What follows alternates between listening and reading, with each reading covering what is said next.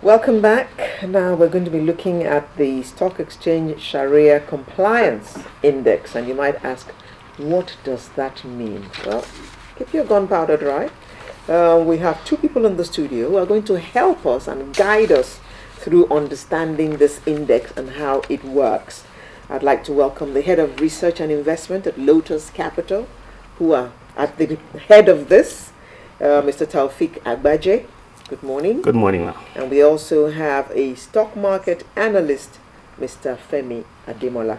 Thank you very much, ma'am. Good morning, and thank you for joining us. Yes, ma'am.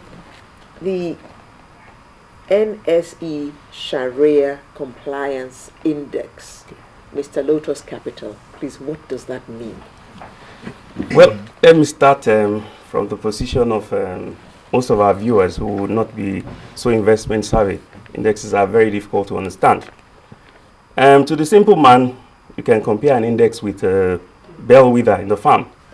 That is a cow that you put a bell on the neck that continues to ring, and all the other cows follow. So really what an index is just a selection of shares in the market, and we try to trail them over a period as a guide for an investor into the market. Now, for example, in the international market, the latest Sharia index was released barely 2 months ago, on 22nd of June. It's called the S&P, that's Standard & Poor's, S&P OIC, ComSec 50 Sharia Index. That's what it's called. It monitors Sharia compliant shares in all the countries that are members of the OIC. Okay. That was just launched in the US, just barely, not even up to 2 months from now. So essentially what they pick shares in your market that are compliant to certain values. In our market already, we have indices. Some of those, we have about 6 before this NSE Lotus Capital Index came in. The 6 indices that we have include the all share, which is the total market. We have the NSE 30, which caters to 30 high cap stocks in the market. So if, as an investor, if that is your interest, you will go into those stocks. And then we have the banking 10, which monitors the 10 top banking stocks. So if you're interested in banking, so we have the insurance as well. We have the one for the oil and gas. And now we've introduced one for the Islamic index. Now, Mr. Wade, why do we need a Sharia-compliant index?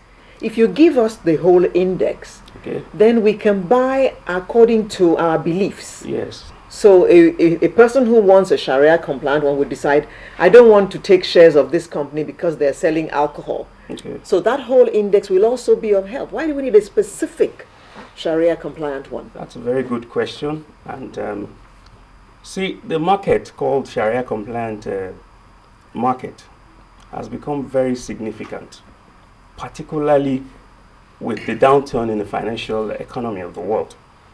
And it would appear as though funding has moved from the west to the east. Now, these people who understand these Sharia-compliant investments expect certain screening to be done on stocks, to the extent that apart from what we all know as Sharia compliant, that is, you say no alcohol, no banking, no adult entertainment, and so on, there is analytic computation of specific ratios, that are accounting ratios to monitor debt, to monitor cash, to monitor interest income in those particular type of shares. Now, if you allow the market freely the way you have suggested, the cost of doing such analysis becomes a deterrent to these people coming into your market. And we are talking about a market where there is money. It's a capital market. It's for people that can move money into those who need the fund, and we happen to be one of those countries that need the fund. Now, why you do an index is just the same way I've explained it. You need something to guide the people, to tell them, if you had invested in this type of stocks in the Nigerian market, it's not if you had invested over this period, you would have, this is the kind of expectation that you would have. Like I said, it's just a guide. And interestingly also, the Sharia compliant investments seem to smoothen out the vagaries in the market. Because you know, when you as an analyst, when you take away companies that are over levered, we're talking about debt now, you seem to bring companies that are a bit finer. And one portfolio manager, not necessarily even somebody who has sentiments on the Sharia, would pick those stocks to balance out his portfolio, so that in terms of losses in the market, you can preserve value, because this type of investments are known to have lesser what value at risk. That's what we call it in analysis. Less risk. Yes, yes. Okay, let me bring you in, Mr. Ademola. You operate in the, you're an analyst. Yes, you're a stock market analyst. What is your view of this Sharia index? Thank you very much, ma'am. Like Mr. Agbaji said, he has tried to define the index to that extent, but I think he didn't finish up in the way it is supposed to be in the investment world. In investment, what index is, like you rightly said earlier, is a compilation of stock, or let's say financial asset, which is kept in a basket to track some particular things. It could be tracking the market, it could be tracking a sector. You can see, okay, this index is going to track only stock in the mining sector, or in the defense sector, or in the banking sector. It could be tracking assets, commodities, futures, stock, bonds, anything. It can be tracking a belief, which is what this Islamic banking index is all about, and it can be tracking an idea. I can come on and said, I have noticed that any time of the day when the moon comes at also period of time, some stock move based on this. So based on this movement, I want to create an index. It's an idea. Now, what you need to do about it again, to make it now reliable, to make it for some people to actually look at you, is the criteria that you use to choose to put these stocks that's going to be in that basket. Now, what Lotus Capital has done is to look at what the religious belief in Islam. As they say, okay, this one based on Islam, we don't associate with this. Defense, because we don't like company that does ammunition. Adult entertainment, because we don't believe in that. Alcohol. We don't want breweries, because we don't want alcohol and things like that. Banks, because we don't believe in interest paying. Now, the thing about it is, what Lotus Capital has done in my own analysis is just based on business decision. Unlike what people would think as a religious decision thing, it is not. It is a business decision. It's not a religious one. Not at all. So I need to put that one out. Now let me point out the reason why I said that. Okay. You will know that the promoter of Lotus Capital, or the CEO, is Mrs. Ajara Adiola, who happened to be the wife of Mr. Fofala Adiola, who was MD of GT Bank before.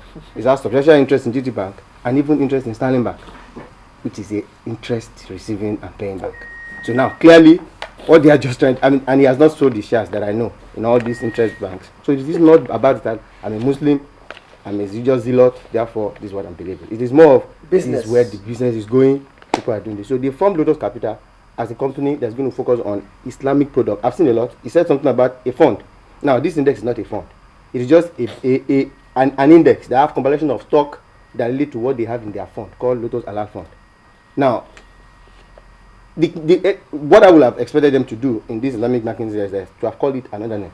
Like they have said Lotus Halal Fund and not Lotus Islamic Fund. They could have called this one to Lotus Ikra Index. And therefore it follows Islam. So, I mean, the thing about it is, the way we have, I was telling him just when we come to this place, the problem we have in this industry is that the regulators seems to lead the market rather than allow the operators to lead the market. The issue about Islamic banking, non-interest banking, that has been on for a very long time. Unfortunately, the current central bank seems to want to put it at the front burner. And everybody knows the fairy manner of speaking and action of our current CBN governor. We start mistaking it as if it's his personal agenda, he's a Muslim, want to Islamitize everything. Maybe not, because I have been to the US. I saw a lot of financial organizations that told me that we want to bring Islamic product into. We want to create Islamic product, not Islamic bank anyway. Unlike what our CBN want to do, Islamic product in the US market that will attract funding from the Middle East to the US.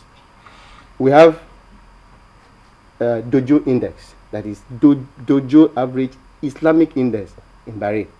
We have Morgan Stanley Composite Index, that is Islamic. We have FTSE, which is a London Stock Exchange Index, that is Islamic based. So having NSE Islamic Index shouldn't have been an issue at all. if not the kind of negative publicity we have given it in our own secular situation. Then maybe I should ask Mr. Agbaje then, in terms of this negative publicity, because we all know that perception is everything to a large extent, even in business. Now, the perception of an Islamic index, of the Sharia compliance index, will be for some fantastic, and for others, they will deem it as, is this an attempt to even bring Islam into the Nigerian Stock Exchange? What would be your response to people who might be thinking that way? Well, you see,